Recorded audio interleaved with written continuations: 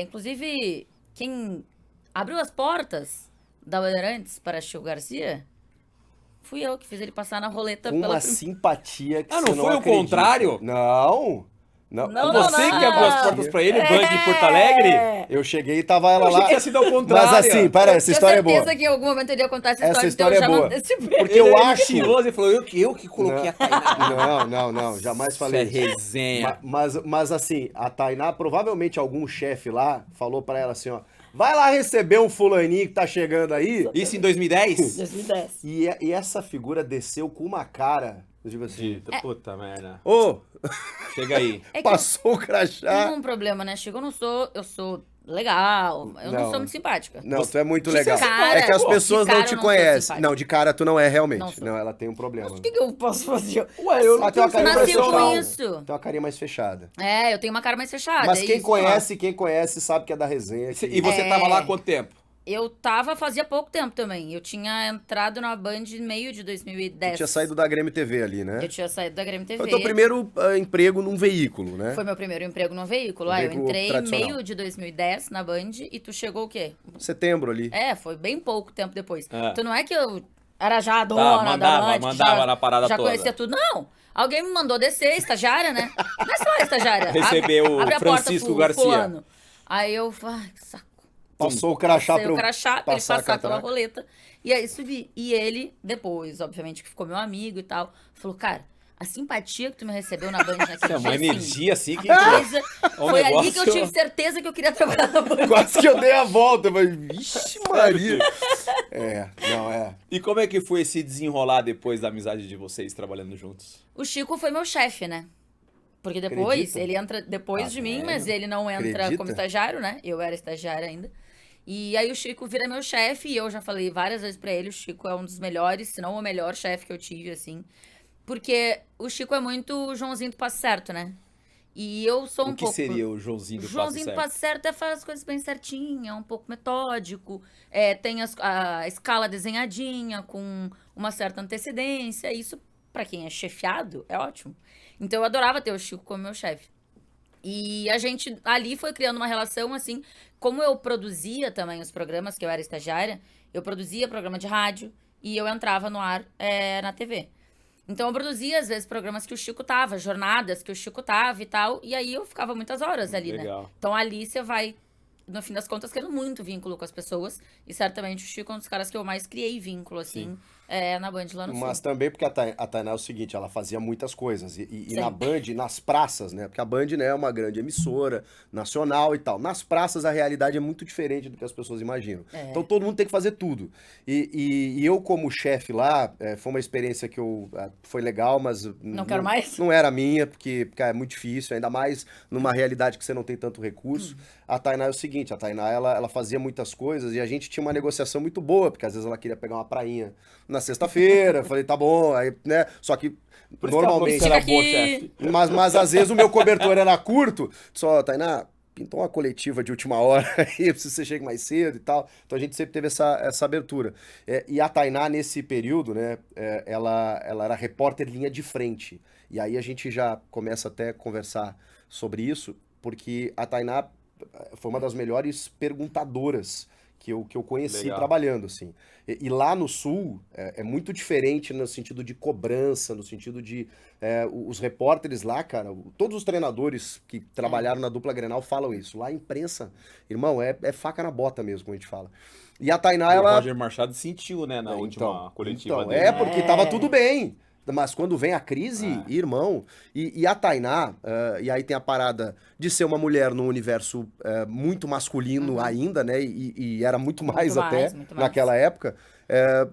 Como é que era, Tainá, assim, desafiar toda aquela galera ali, não se intimidar, fazer as perguntas que repercutiam muito depois? Eu sempre digo, assim, que eu fui ter o olhar do que eu tava fazendo depois de fazer, depois de ter feito. Porque eu, quando entrei para fazer jornalismo e trabalhar com esporte, eu não pensava que eu era uma mulher que estava entrando no jornalismo para trabalhar com esporte, que eu ia ser uma das únicas. No rádio, no Rio Grande do Sul, por muitos anos, a única ali. E hoje eu nem sei se tem alguma repórter de rádio mulher lá. Que é um outro mundo, assim, né? Na TV Sim. você tem a imagem. E isso pra mulher, de alguma forma, do jeito que o mundo enxerga, é um ponto.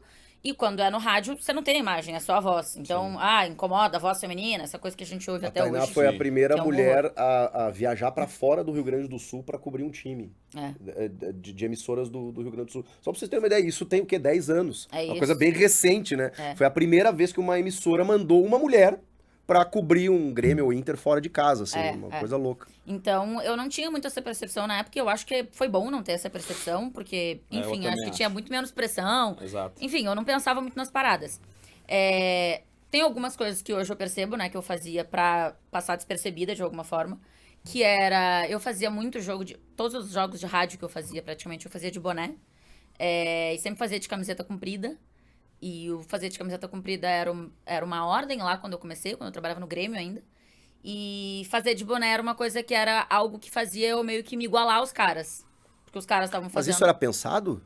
Não, mas eu percebi isso com o passar do tempo, porque eu não queria que ninguém mexesse comigo. Eu não queria que ninguém pensasse qualquer coisa de mim.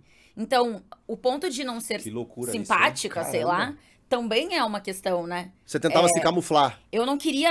Eu tinha uma coisa assim, quando eu trabalhava no Grêmio, por exemplo, era no Estádio Olímpico.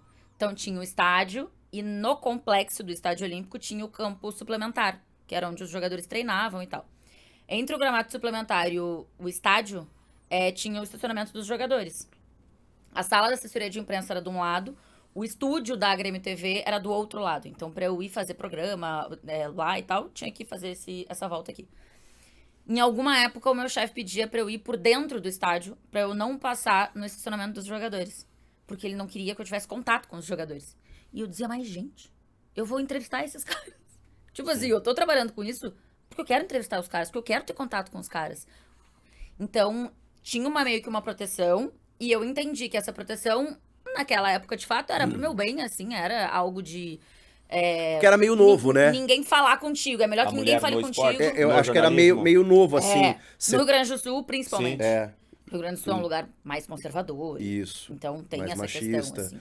E ele, assim, Que loucura jogador isso, de né? futebol, obviamente não generalizando, né? Mas Sim. enfim, é um universo muito masculino. Super. Totalmente masculino. Então, Super. ter uma mulher ali, ele achou que, sei lá, poderia gerar alguma coisa e te protegeu ao extremo. Nesse Exato. contexto era pra proteger mesmo. Pois é, então. Nesse contexto. E Só aí- que você introjetou isso, né? Total. Então eu fazia jogo de boné, porque não é que eu não queria que os jogadores percebessem, porque os jogadores aí já tinham me visto, né? Nessa hora que eu já tinha Sim. feito várias perguntas. Mas o torcedor. Não queria que o torcedor na arquibancada me visse e ficasse enchendo meu saco, torrando minha paciência. Eu queria fazer meu trabalho. Sim. E deu, acabou. Não queria fazer meu trabalho como uma mulher que nananã. Eu só queria trabalhar. Só isso. E as perguntas, eu não sei, eu sempre acho que... Porque eu nunca, tipo, pensei nas perguntas antes, assim, escrevi perguntas que eu quero fazer e tal. Eu sempre ouvi muito o entrevistado. E desde sempre, assim, isso era uma coisa minha, eu gostava de ouvir, e eu acho que a partir do ouvir, tu pega uma coisinha aqui, uma coisinha ali, e aí tu consegue fazer boas perguntas. Mas eu lembro de uma vez, que eu trabalhava no Grêmio ainda, Celso Roth era o técnico, Nu. e tinha Grenal num domingo. E aí no sábado, ia só uma pessoa da assessoria de imprensa pra trabalhar. E aí fui eu. E o Adilson, alemãozinho, O que alemão. depois jogou no Atlético Teve Mineiro, que parar por teve um conta de problema um do coração, problema do coração, isso. não treinou nesse dia. E ele era titular do Titular. time. E aí foi pra entrevista coletiva e eu perguntei por que o Adilson não tinha treinado. Eu trabalhava na assessoria de imprensa do Grêmio. Por que eu perguntei isso? Sabe assim, eu tava dando arma. Maluca. Só que foi mais forte que eu, cara. Eu percebi. Jornalismo gritou na veia, mas você tinha que defender os interesses do clube ali, Não, né, no assim, caso. cara, eu tomei uma Jura? mijada, não se fala no Não, São pode Paulo, falar, né? pode falar. Não, mas... Tomou uma meu Deus, bronca, tomei tomou uma uns- bronca. Ave Maria. Que eu não esqueci mais. De mas quem? Do Roth ou da chefia da assessoria? Da chefia da assessoria. Tá. Na verdade, não era nem da chefia da assessoria, era do assessor do futebol profissional. Tá. Que me ligou Ah, na claro, época claro. e me deu um esporro, assim. Como é que tu faz isso? Rá, rá. Então, eu acho que eu sempre fui, tipo, muito observadora. Aquele negócio que o Muricy falava nos treinos de São Paulo. Ah, porque repórter só vem aqui pra comer biscoito, bababá. Sim, e tem muitos que realmente... Eu era isso. sempre prestei muita atenção. E aí eu tinha boas perguntas, Daí porque, né? vem as boas perguntas. Daí vem as Você boas lembra a perguntas. pergunta que Exato. você fez pro Paulo Odoni na demissão do Renato? Leão. Lembra? Leão. Lembro porque o Renato era técnico do Grêmio, já tava muito ruim a situação e tal. Paulo Doni era o presidente do Grêmio. E claramente tinha ali uma ideia de que não ia mais pra frente aquele trabalho do Renato. Ele perde um gauchão pro Falcão. Eu nem lembro Ele perde do o gauchão contexto. pro Falcão, que ele ganha no Beira-Rio Ele ganha lá e 3x2. perde. Falcão ganha na volta no Olímpico 3x2 e o Inter ganha nos pênaltis. Eu lembro dessa final aí porque eu lembro de entrar no campo e alguns jogadores do Inter me zoarem. Jura? Por que você tá com essa carinha? E eu dizia, Por que você tá com esse boné? eu não tô com carinha nenhuma, eu Tô tentando pensava. trabalhar, pô. Ué? Eu tô só na imparcialidade. E aí eu perguntei pro Paulo Doni, ô presidente, é mais difícil demitir um ídolo? Porque assim, pra mim é óbvio que é mais difícil demitir um ídolo.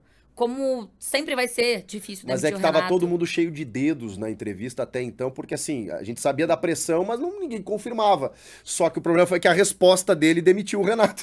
A resposta dele deixou o Renato muito incomodado. É, E aí no dia e seguinte aí o não Renato tinha saiu. como